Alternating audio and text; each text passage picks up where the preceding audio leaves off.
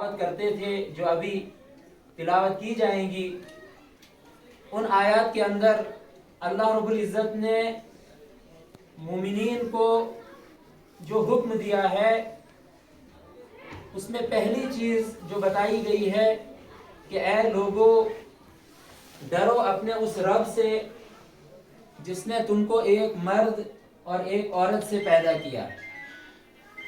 یا ایھا الناس اتقوا ربکم الذی خلقکم من نفس واحدہ، ایک ہی جان سے پیدا کیا ہے، وخلق منها زوجہا وبث منہما رجالا کثیرا ونساء، اور اس کے بعد پھر اسی ایک جان سے اللہ رب العزت نے اس کا جوڑا پیدا فرمایا، اور پھر ان دو افراد سے، ان دو نفسوں سے پوری دنیا جو ہے وجود میں آئی۔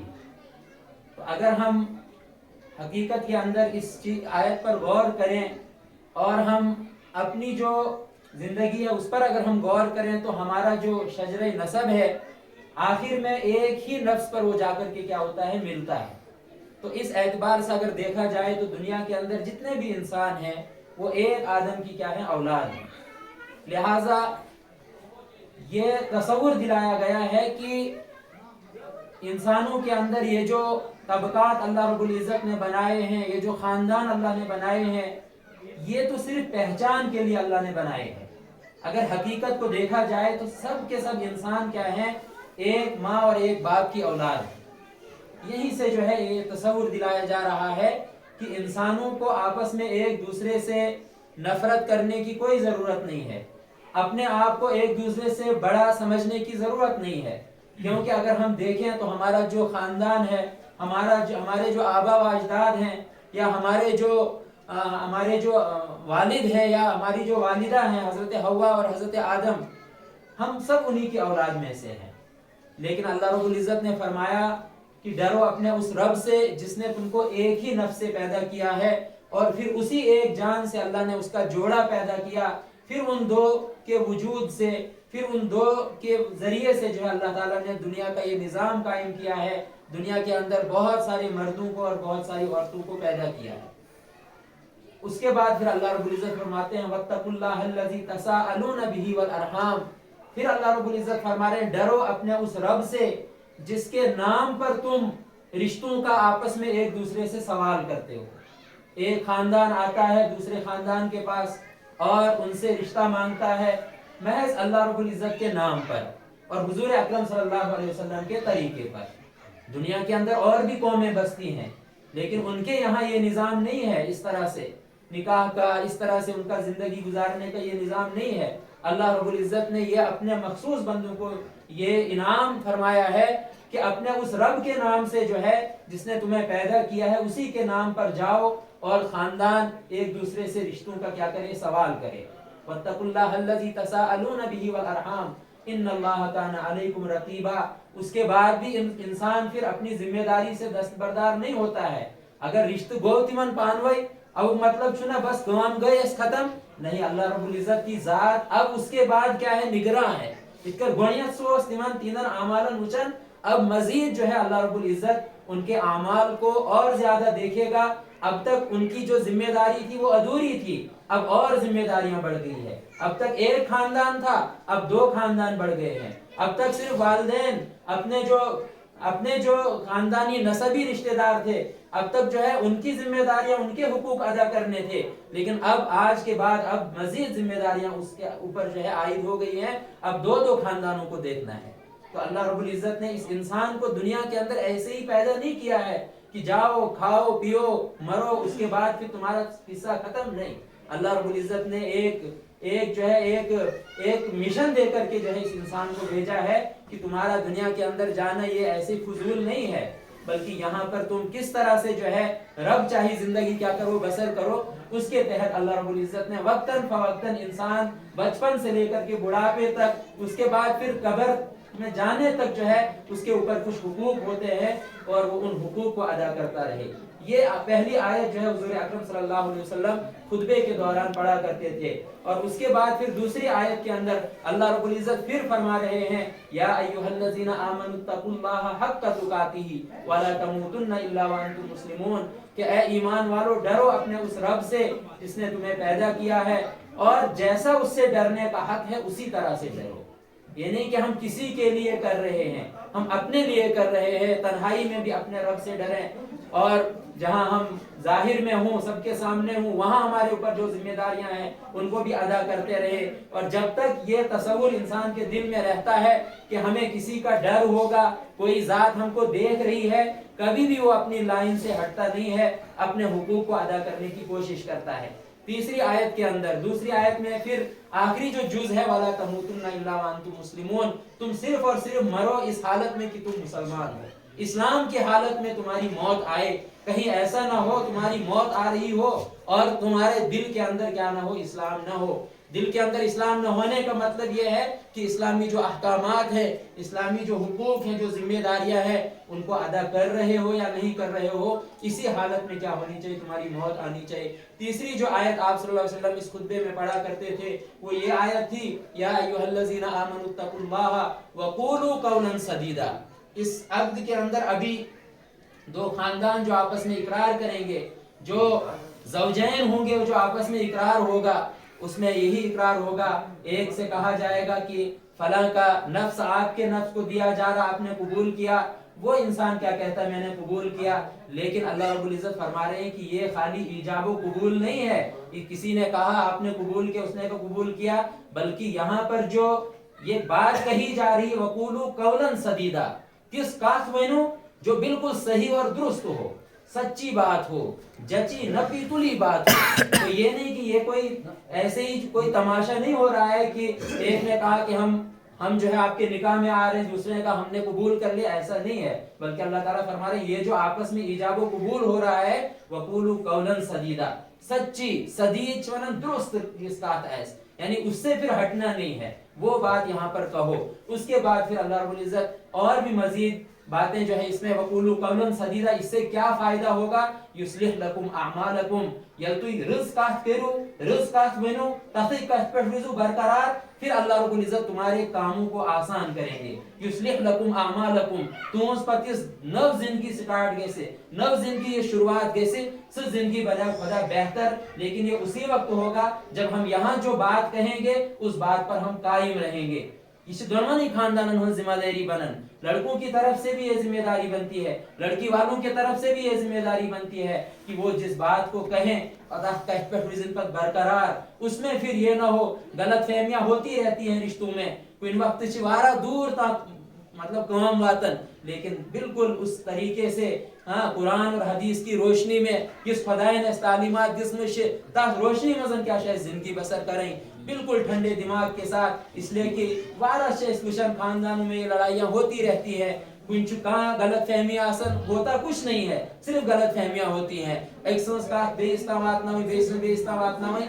حضور صلی اللہ علیہ وسلم نے فرمایا کہ اگر خاندانوں کے درمیان اس طرح کا جو ہے وہ اس طرح کے حالات اگر بن رہے ہوں، کس گن اگر اپست پین ونن اپست ایزو ونن، مطلب ان کو آپس میں جوڑنے کے لیے. لیکن آج شسوان معاشرے تیوتا بگڑومت کہ ہم ان کو جوڑنے کی کوشش نہیں کرتے ہیں. اگر کوئی جائے تھوڑا سا کہاں اس چیز میلن چھے، ہم مزید اس میں دراریں ڈالنے کی کوشش کرتے ہیں، یہاں تک کہ وہ خاندان ٹوٹ جاتے ہیں، بکھر جاتے ہیں، پورا انسانی معاشرہ تباہ ہو جاتا ہے. لہٰذا اللہ تعالیٰ فرماون کہ یس کاف وینو وقولو قولا سدیدا، اس سے کیا ہوگا، دونوں خاندان، ان دونوں خاندانوں کے جو اعمال ہوں گے، دونوں خاندانوں کے جو گھر ہوں گے وہ بہتر طریقے سے چلیں گے. یصلح لکم اعمالکم ویغفر لکم ذنوبکم، بے کر خدا تمہیں غلطی خطا کوتاہیاں ہوں گی ان کو بھی بخش دے گا. یصلح لکم اعمالکم ویغفر لکم ذنوبکم ومن یطع اللہ ورسولہ فقد فاز فوزا عظیما. پر اللہ تعالیٰ فرماوان کہ یست خدای سنس خدای سنس رسول سنس اس بیت پٹھن پیکے، ان کی اطاعت جو بھی کرے گا اللہ رب العزت اس کو کامیاب کرے گا، دنیا میں بھی کامیاب. اور جو دنیا میں کامیاب ہو گیا، دنیا میں اچھے اعمال کے ذریعے سے کامیاب ہو گیا، وہ آخرت میں بھی کیا ہوگا، کامیاب ہوگا. اس کے بعد پھر حضور اکرم صلی اللہ علیہ وسلم ایک حدیث شریف پڑھا کرتے تھے، النکاح من سنتی فمن رغب عن سنتی فلیس منی، کہ اسی نکاح منعقد لوگ مدگسن یہ میرا طریقہ ہے، یہ میری سنت ہے. وارا لوگ ایسنا آت تیتا کرم تیتا کیا تیویس منن کی کیسے حضور صلی اللہ علیہ وسلم جو ہے اتنے بڑے نبی ہو کر کے شادیاں بھی کرتے ہیں، پھر عبادت بھی کرتے ہیں. حضور صلی اللہ علیہ وسلم فرمو یہی اصل دین ہے. ہاں جو دین جو زندگی کے جو تقاضے ہیں ان کو بھی پورا کرو اور ساتھ ہی ساتھ دین پر بھی کیا کرو عمل کرو اور اپنی زندگی کو دین کے احکامات کے مطابق کیا کرو اس پر عمل پیرا ہو. حضور فرمایا کرتے تھے یہ میرا طریقہ ہے یم تہ یو طریق نشن اعراض کور یا کا نو طریق اختیار کرن فلیس منا اس کا ہم سے کوئی تعلق نہیں ہے. سو گیسن یور مرضی سے توڑ اس کا ہم سے پھر کوئی تعلق نہیں ہے. لہٰذا یہ عقدش آسن آج شوارہ نکاح ون پڑھنا لیکن مناسب ہوتا ہے کہ ایک تجدید ہو جائے تھوڑی سی پانوئی دون خاندان درمیان اس کیا لگمت کرن. اللہ رب العزت ونن چھ قیامت دعا یہ رشتہ داری ایسے صلہ رحمی یہ قیامت کے دن جو ہے دو خاندانوں کے لیے حجت بنے گی. یہ سوائن تس گھر دی گواہی کہ اے اللہ ان دو خاندانوں نے مجھے جوڑا تھا لہٰذا آپ بھی ان کو جو ہے آج جنت کے اندر جوڑ دیجئے. اور جو رشتوں کو توڑتے ہیں ان کے بارے میں وہاں قطعی رحمی کیا کرے گی گواہی دے گی کہ انہوں نے مجھے توڑا تھا لہٰذا آج ان کے ساتھ تو ان کو اس کا اجر ان کا بدلہ دے دے. لہٰذا یہ رشتوں کا جوڑنا دو رشتوں کا ملنا یہ بہت بڑی جو ہے بڑی مبارک مجلس ہے. لیکن اس کے بعد پھر بڑے احکامات بڑی ذمہ داریاں عائد ہوتی ہیں. اس کے قائم بدن سے پچھ تب کیا سوال زیادہ آسن ہے نا. جو انسان جتنے اونچے مقام پر ہوتا ہے اس کی ذمہ داریاں بھی اتنی ہوتی ہیں. اب تک جو ہے کچھ ذمہ داریاں کم تھی اب اور بڑھ گئی ہے. اور ایک چیز اور ہے کہ آج کل مطلب سنن یا تو یہ ہماری جو بددینی ہے ایک طرح سے یا پھر لا علمی ہے یا لا علمی چھنا لیکن مطلب وارہ وش اس وینستا یم رشتہ گسن چھ ات مزن چھ بسا اوقات یہ گسن روزن ہے نا میاں بیوی کے درمیان ہے نا کوڑ بکتس درمیان گسن چھ روزن حالات خراب. یہاں حضور صلی اللہ علیہ وسلم کے گھر میں ایسا ہوا ہے تو اس کم چھ مطلب ہے نا. لیکن ایک بات یاد رکھیں تاہ ٹائمس کیا چھ پتہ بہت زیادہ سنبھل کر کے رہنا ہے. بسا اوقات تہ واقعات گسن لیکن پھر بھی ہم کیا ہوتے ہیں ساتھ میں رہتے ہیں. بسا اوقات طلاق تک باتیں پہنچ جاتی ہیں. ہاں کن وقت زارس مزن گو کی ہاں بکت کیا ٹھوک ونت کہ بتھاوت نا گس نیر یور آموشک توڑ گس یم تس کت کہ انسان یہ رشتہ ختم ہو جاتا ہے لیکن پتہ بے تم پانوے روزن ہے نا. ان سب باتوں سے بھی کیا کرنا ہے احتراز کرنا ہے. یہ خواتین یہ رحمین شمس بناون ہے یہ حضرت آدم علیہ السلام کی پسلی سے ان کو پیدا کیا ہے اور پسلی اس آسن چھ حج آسن. حضور فرمو تو کوتا تھی کرو یمن کوتا تھی کرو یمن یہ پھر بھی آپ سے یہ بولے گی آپ نے میرے لیے کچھ نہیں کیا ہے. پتہ کس گن انسان اس کوتا مطلب دلس گسن لیکن آدمی کو اللہ رب العزت نے وہ قوت دی ہے. الرجال قوامون علی النساء کہ مرد یم چی یہ عورتوں کے کیا ہیں سردار ہیں. یہ عورتوں کو ان کو سنبھالنا ہے لیکن یہ سردار شاسن اگر لچن ختم کر کیا کہہ رہے لڑائی جھگڑ کہہ رہے تو پھر تو نتیجہ کیا ہوگا وہ بکھر جائے گا وہ خاندان. لہٰذا بہت زیادہ اس چیز پر غور کرنے کی ضرورت ہے کہ اس گھنٹے کہاں اس چیزا گسن روزن بہت ٹھنڈے دماغ کے ساتھ ایک قدم پیچھے ہٹنے کی کوشش کرنی ہے تاکہ بونٹ گس نہ کہاں تیسشن کاما گسیں کہ جس سے ہمارے اللہ اور ہمارے اللہ کے رسول صلی اللہ علیہ وسلم ناراض ہو جائیں. بس یہ چند باتیں تھی مجھے حکم ہوا تھا میں نے آپ کے سامنے پیش کیا. اللہ رب العزت اس مجلس کو قبول فرمائے اور اس میں خیر و برکت کا معاملہ.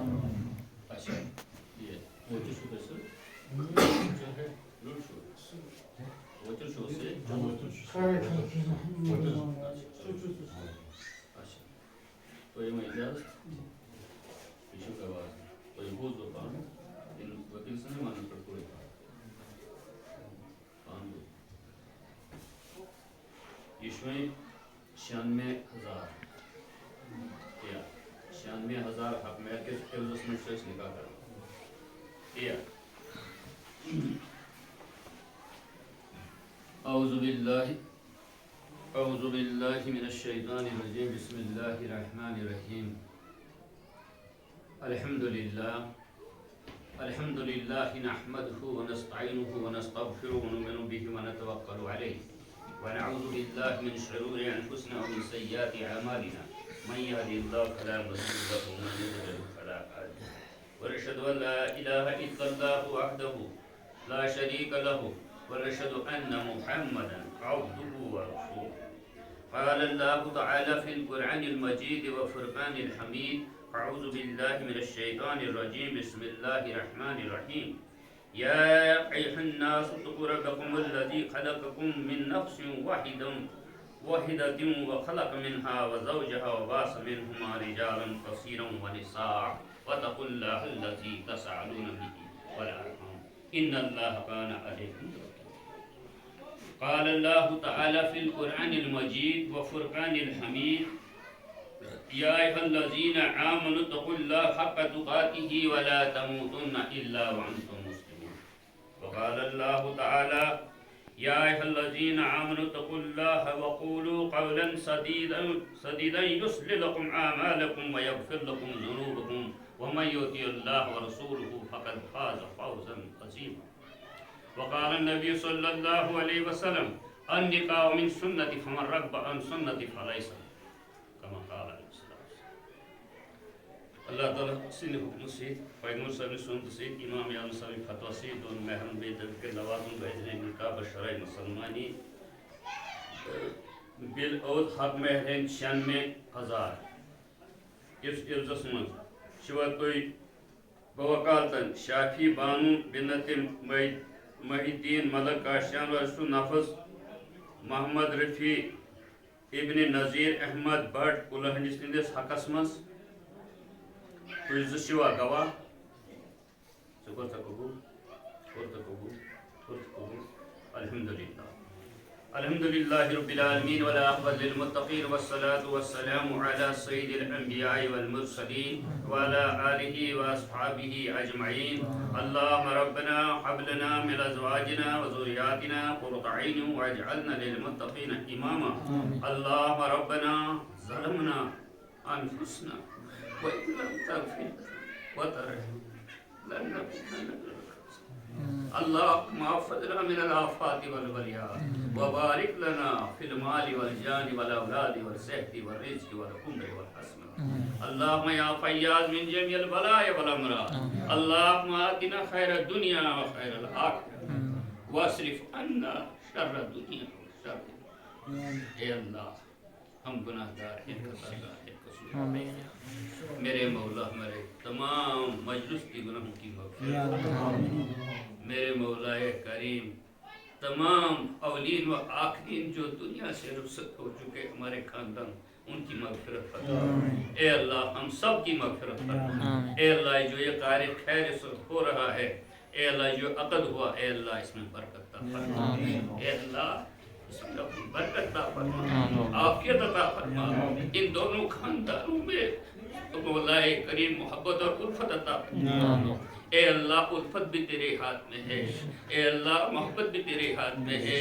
اے اللہ جدائی بھی تیرے ہاتھ میں ہے. اپنے محبوب کے صدقے سے جس طرح میرے مولا تو نے آدم علیہ السلام اور ام حوا میں محبت عطا کی وہی محبت اس جوڑے میں پیدا فرما. جو محبت مولا کریم تو نے حضرت علی کرم اللہ تعالی وجہ اور حضرت فاطمہ الزہرا میں عطا کی وہی محبت اس جوڑ میں پیدا فرما. جو محبت جناب محمد رسول اللہ صلی اللہ علیہ وسلم حضرت عائشہ رضی اللہ تعالی ہمیں عطا کی وہی محبت میں عطا فرما. اے اللہ اس میں خیر فرما برکت عطا فرما عافیت عطا فرما. ہر شرور سے حفاظت فرما ہر فتنے سے حفاظت فرما. جتنی بھی ذریت مولا کریم جوڑے سے آئے گی اللہ قیامت تک اس کو ایمان پر اسلام پر کلمے پر قرآن پر اے اللہ کامیاب اور کامران بنا. اے اللہ ہم سب کے لیے یہ ہدایت کا ذریعہ بنا. اے اللہ اس عقد کے صدقے سے جتنی بھی جوان لڑکیاں مسلمانوں کے گھروں میں بیٹھی ہوئی اے اللہ ان کو بھی حلال اور پاک جوڑ نصیب عطا فرما. اے اللہ ہم سب کو عافیت اور ایمان نصیب فرما. تمام مشکلاتوں سے حفاظت فرما. اے اللہ دونوں جہان کی کامیابی نصیب فرما. اے اس جوڑ میں خصوصاً محبت اور اتفاق عطا فرما. اے اللہ ہماری دعا کو اس کار خیر مجلس کو قبول فرما. اے اللہ رحم کا کرم کا عفو کا عافیت کا درگزر کا سہولت کا معاملہ فرما. وصلی اللہ تعالی علی خیر خلقہ محمد وعلی آلہ وصحبہ اجمعین برحمتہ.